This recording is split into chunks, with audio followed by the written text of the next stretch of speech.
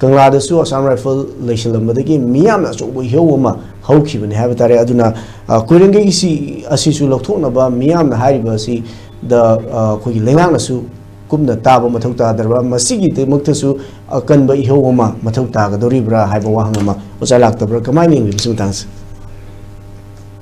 transen ekoi Manipur si ekoina nijungina mathou tarji karino haiba matab Manipur si tonganba maning tamba leba amoina leramba aduna second world war gi matamda ngasai tarangsanaiba Imphal ji battle ji kwaidagi marueba amani second si allied force ki from the Second World War is Imphal da General Slim na Phamma kanda maduna koina Slim's cottage na hoji Kangla manunga leriba kano do koi yum do Slim's cottage da ki Phamma kanda command si taurini adu yam maruiba allied force ki kano command me yam si Kangla da ki taurini matam do Second World War si da ana si yam maruiba aduna Imphal battle si da Saigi si Japanese na kano tauba Koirengei field si Japanese na kano dagi si akoigi kari haitare nungsigum lanthok kotana taurakanda nungsigum gi ching kano si lanthok akanda somda lanjalak pangama magadi harau rawi kai somda lanthok akanda kano tor magadi Koirengei ji occupy tor magadi atoppa kano ma thom doineba turning point am oiram doineba Second World War si adu thoki da aduna aina jeningi di yamaru oiba adugumba magi historic oiba port ni adu Manipur si India da pungiba matamda airfield ja chikana teba akoi gi Manipur da lerme be airfield mayam je palen gi kapching gi lebe airfield kari mayam ji loina akoi gi airfield sing asi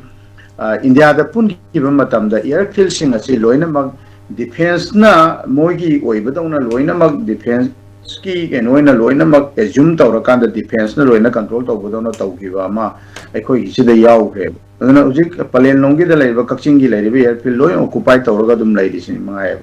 adumai tawdana Koirengei airfield si kuina hangdana leiramakanda Koirengei airfield si loina mak hangbra de kana gumba group sing na kanglup sing na natraga government ki ata etopa structure sing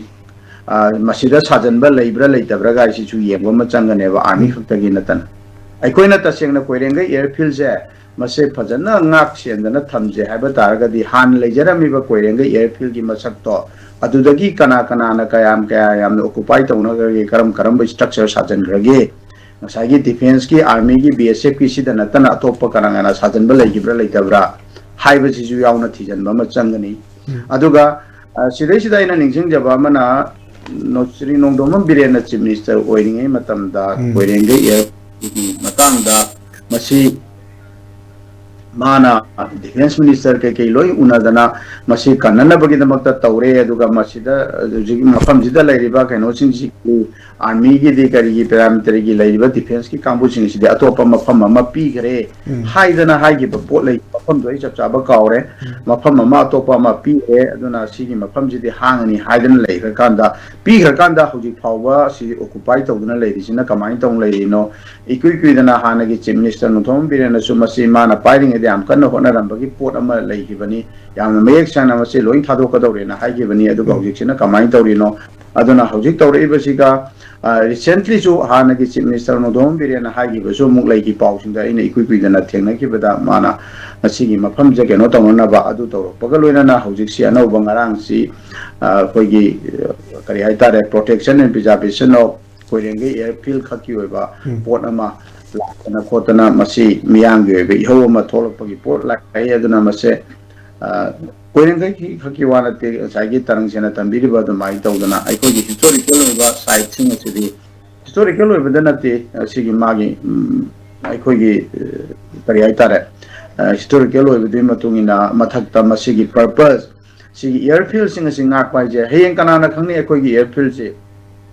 Imphal airport Kakitana Loinamaka not only have solity Aduna airfield sing a city Machinga Agata Makanda Hey Mathou Akanda Madodum airport Atopa certain Kano Karagadum airport in a season Bayabagi Kudum Jabagi room to Sudum Tambum to Ena Kaleva see air Koirengei Kiwana Tiagi Motadi Kaksingi Lady Sigi Palen Sigi Kaksinga Lady airfield सिजुनी अदुना तौगे हारगदी करिगिदमक्ता airfield सिंगी तौबो तारगदी कोइरेंगे की दमक्ता कैदोबै तौदोनो मणिपुर की लेरमिबा हानगी आइगी मोड की वानी लोइनमकी एयरफील्ड सिंग असि लोइनमक प्रिजर्व तौननबगी प्रोटेक्शन तौननबगी माइकैदो ओइना तौबसु फैयना खले होय असि हाय हायदना कोइरेंगे एयरफील्ड से प्रिजर्व तौरोइदबनी प्रोटेक्ट तौरोइदबनी हायबना तब खितंग अखोइना पोर्ट सिंग से खितंग होलिस्टिकली येंगाकांदा पोर्ट से मपुंग ओइना येंगाकांदा तौब चुम्मी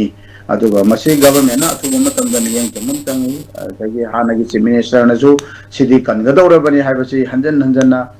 कोइरेंगे एयरफील्ड से कंदौरे मोई मफम पीकरे अदु तौगरे डिफेंस मिनिस्टर उनरे अदु उनरे हायदना हानगी चीफ मिनिस्टर नु थोंबी मिननतो हंजन हंजन हायगिब लैरबनी अदुना आई थोइदोना मसे यामना हेना वासी संगनद्रिङेदा वासी वजाउ थोरक्त्रिङेदा गवर्नमेंट ना अथुबा मतंदा मियें चंगा कांदा पोर्ट से लोइसनबा चुम्मी